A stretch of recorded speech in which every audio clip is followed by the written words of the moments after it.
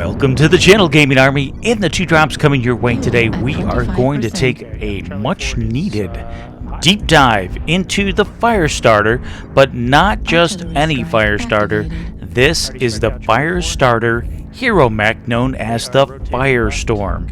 And of course, the reason we are doing this is because right now PGI is sponsoring the Big Beach Party 2023.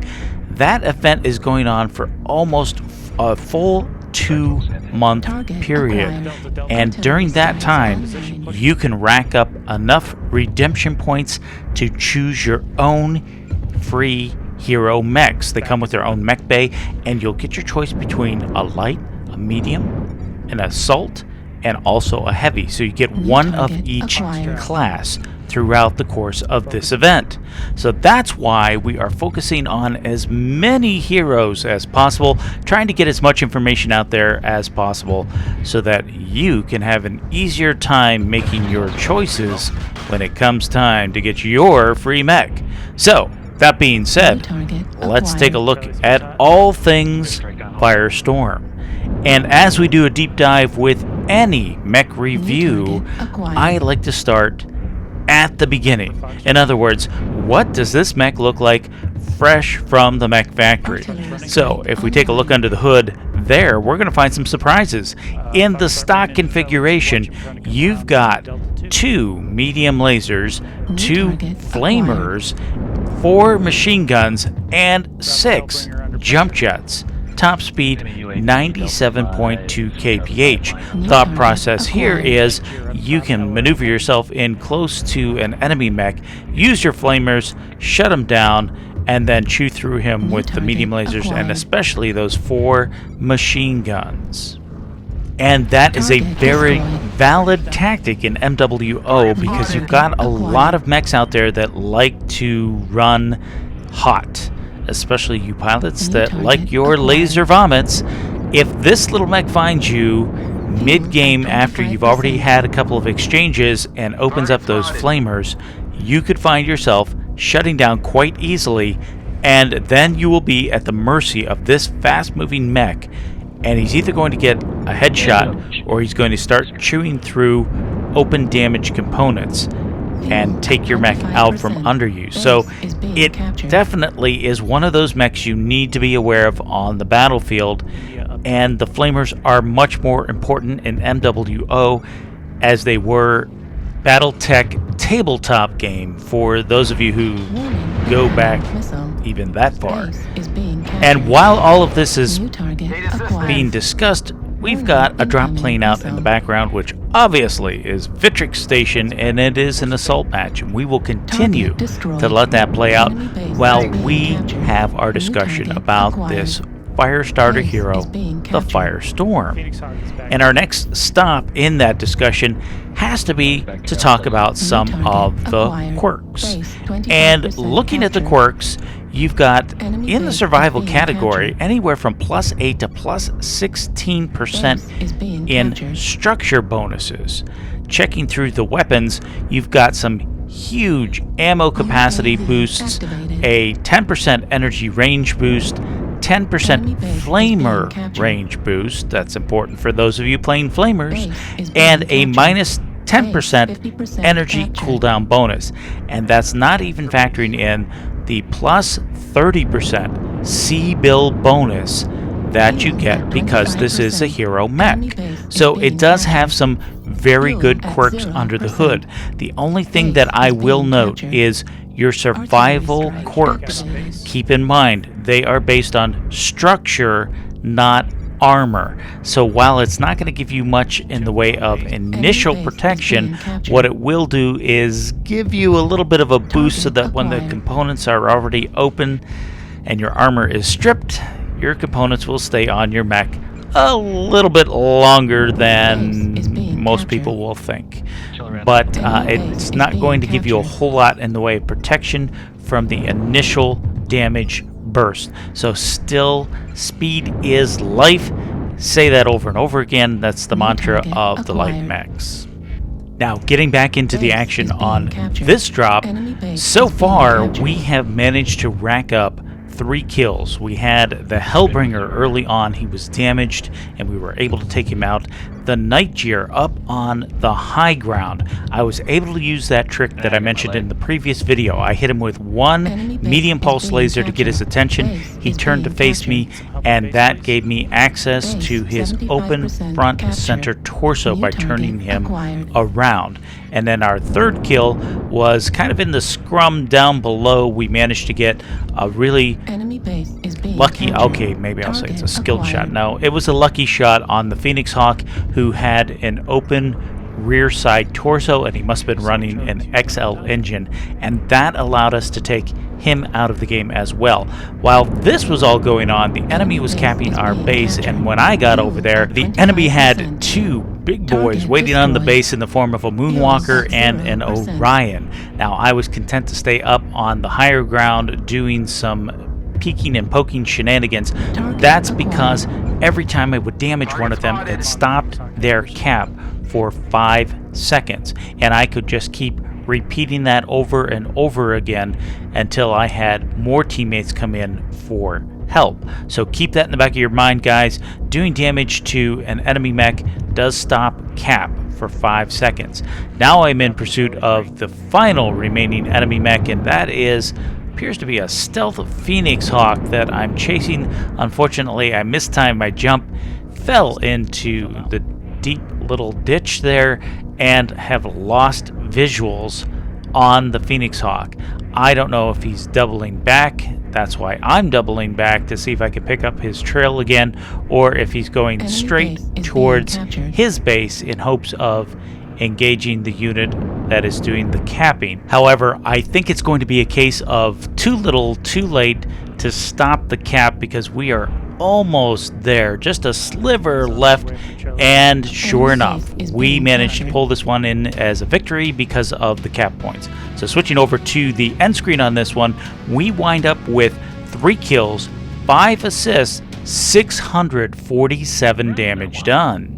Moving on to our next drop. This one's got us playing Conquest on Terra Firma, and we're going to let this drop play out in the background as we continue our deep dive discussion into the fire starter hero, the Firestorm. Now, some of you are automatically saying playing on such a hot map like Terra Firma is where something like a fire starter should be right at home with flamers.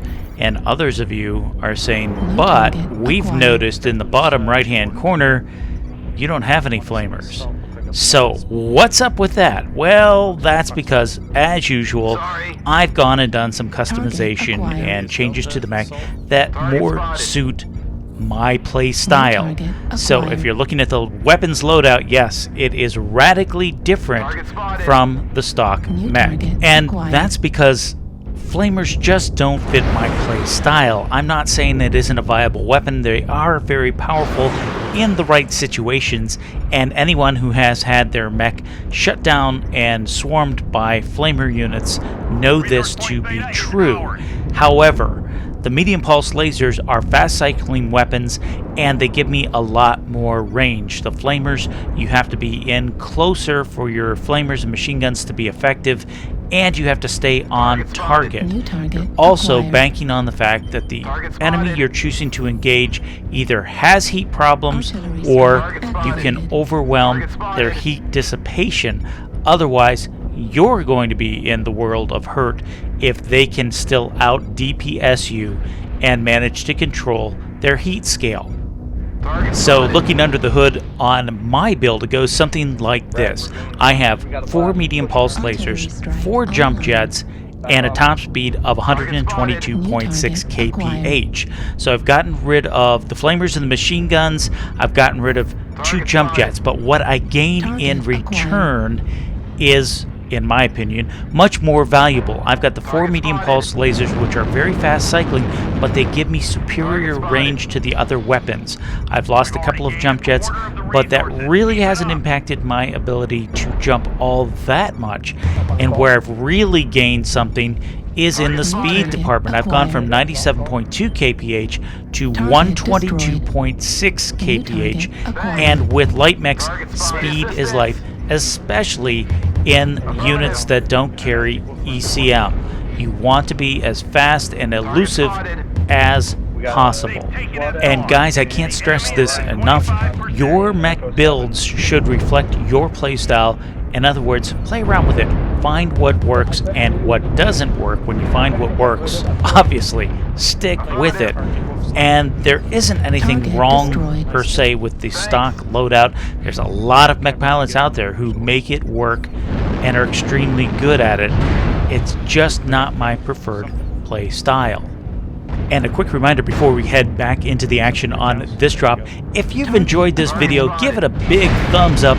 And if you like this kind of content and want to join the Sleepless Nights Gaming Army, hit the subscribe button, turn on that notification bell so that you don't miss out on future content like this. Diving into the action that's been playing out on this drop, I've managed to get myself into quite the pickle. Early in the game, I was doing capping, counter-capping, and spotting duties as all good light mech pilots should do, but when I went for the Kappa capture point, this is where the enemy has decided to make a stand, and I'm dealing with a Fafnir and an Orion, and not just one Fafnir, two Fafnirs. So I went up over the top, was able to shoot the Orion in the back, and now I'm kind of in a really bad position because I've got this thin post for cover in front of me. I've got 2 or 3 enemy units in front of me as well, including the Fafnirs and an Osiris, and if I back up much further, I go into the lava, and that starts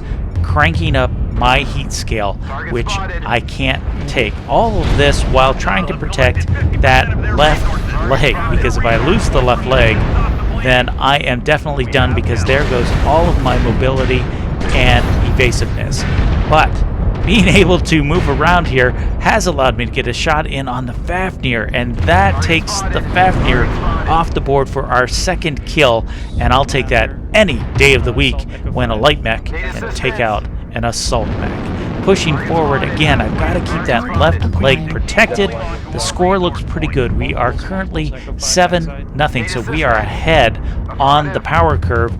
I've just got to make sure that the enemy is looking in other directions and doesn't focus me as a threat, and that will allow me to keep operating on the battlefield.